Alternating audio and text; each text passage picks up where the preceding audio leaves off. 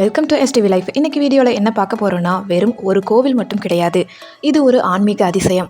156 acre பரப்பளவு, 7 பிரகாரங்கள், 21 கோபுரங்கள்னு ஆசியாவிலேயே மிகப்பெரிய அளவில் செயல்படும் இந்த கோவிலான ஸ்ரீரங்கம் ரங்கநாதன் கோவிலின் பிரமிக்க வைக்கக்கூடிய வரலாறை பற்றி தான் இன்றைக்கி பார்க்க போகிறோம். அதுக்கு முன்னாடி நம்மளோட சேனலை ஃபர்ஸ்ட் டைம் விசிட் பண்ணுறீங்கன்னா இந்த வீடியோக்கு ஒரு லைக் போட்டு மறக்காமல் சப்ஸ்கிரைப் பண்ணிக்கோங்க. வாங்க வீடியோக்குள்ளே போகலாம். இந்த கோவில் உருவான கதை ரொம்பவே சுவாரஸ்யமானது. பிரம்மாவிடம் இருந்து சூரியகுல மன்னர்களுக்கு கிடைச்ச இந்த ரங்கநாதர் சிலையை ஸ்ரீ ராமபிரான் விபீஷணனுக்கு பரிசா கொடுத்தாராம். இதை இலங்கைக்கு எடுத்துக்கிட்டு போகும்போது காவிரி ஆற்றின் நடுவில் இருக்கக்கூடிய இந்த இடத்துல விபீஷணன் தற்காலிகமாக கீழே வச்சாரு.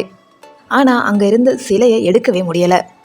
ரங்கநாதர் தான் நான் இங்கேயே இருக்க விரும்புகிறேன்னு சொன்னதால சோழ மன்னர்கள் இதை கோவிலாக கட்டினாங்கன்னு வரலாறு சொல்லுது. ஸ்ரீரங்கம் கோவிலோட ராஜகோபுரம் ஆசியாவிலேயே உயரமான கோபுரங்களில் ஒன்று. இதோட உயரம் சுமார் 236 அடி. இந்த கோவிலில் இருக்கக்கூடிய 21 கோபுரங்களும் ஒவ்வொன்றும் ஒரு கலைப்படைப்பு. முக்கியமாக சொல்லணும்னா, சக்கரம் போன்ற அமைப்பில் கட்டப்பட்ட 7 பிரகாரங்கள் மனுஷ உடம்போட 7 சக்கரங்களை குறிக்குதுன்னு ஒரு தத்துவமும் இருக்குது. வரலாறுன்னு பார்த்தா இந்த கோவில் பல சோதனைகளை கடந்து வந்திருக்கு. 14ஆம் நூற்றாண்டில் டெல்லி சுல்தான்கள் படையெடுத்தப்போ ரங்கநாதர் சிலையையும் கோவிலையும் காப்பாற்ற ஆயிரக்கணக்கான பக்தர்கள் தங்களோட உயிரையே தியாகம் பண்ணியிருக்காங்க.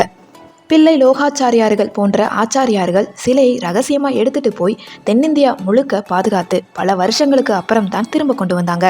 இங்கே இருக்கக்கூடிய ரங்கநாதர் சிலை மண்ணால் ஆனது கிடையாது, சுதையினால், அதாவது ஹெர்பல் பேஸ்ட்னால ஆனது. அதனால தான் இதுக்கு திருமஞ்சனம் அபிஷேகம் கிடையாது, தைலக்காப்பு தான் சாத்துவாங்க. கோவில் வளாகத்துக்குள்ளேயே மிகப்பெரிய வைத்தியசாலை அந்த காலத்திலேயே இருந்திருக்கு. ஆயிரங்கால் மண்டபம் மற்றும் அங்கே இருக்கக்கூடிய சிற்பங்கள் ஒவ்வொன்றும் நம்ம முன்னோர்களோட கட்டிடக்கலைக்கு சான்று. திருச்சியோட அடையாளமாக வைணவத்தின் தலைமை பீடமாக இருக்கக்கூடிய ஸ்ரீரங்கம் ரங்கநாதர் கோவிலை ஒரு முறையாவது நேரடியாக போய் தரிசனம் பண்ணுங்க.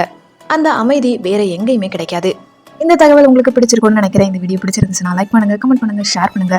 சப்ஸ்கிரைப் பண்ணாமல் பார்த்துக்கிட்டு இருந்தீங்கன்னா ப்ளீஸ் சப்ஸ்கிரைப் பண்ணிக்கோங்க. தேங்க்யூ ஸோ மச் ஃபார் வாட்சிங்.